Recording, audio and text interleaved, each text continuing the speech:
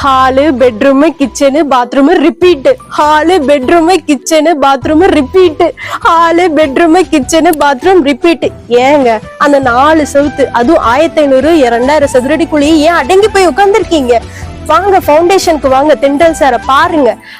அவ்வளோ மக்கள் வராங்க, எல்லாத்துக்கிட்டையும் பேசி சிரிங்க. எங்க இருந்து வந்திருக்காங்க, என்ன ப்ராப்ளத்துக்காக வந்திருக்காங்க, நீங்க எல்லாம் ஷேர் பண்றப்போ உங்களுக்குள்ள நிறைய ஃப்ரெண்ட்ஸ் உருவாகுது, நிறைய ஊர்ல இருந்து நிறைய கான்டாக்ட்ஸ் கிடைக்குது, எவ்வளவோ விஷயங்கள். அதுவும் இல்லாம நீங்க ஹாஸ்பிட்டல்ல ஃபுல்லா 5000 இருந்து லேக்ஸ் கணக்கு வரைக்கும் செலவு பண்ணிட்டு இருக்கீங்க. வெறும் டேப்லெட்ஸா சாப்பிட்டுட்டு அந்த 4 செவத்துக்குள்ள ஏங்க உட்காந்து பாடா படுத்தி எடுக்கிறாங்க.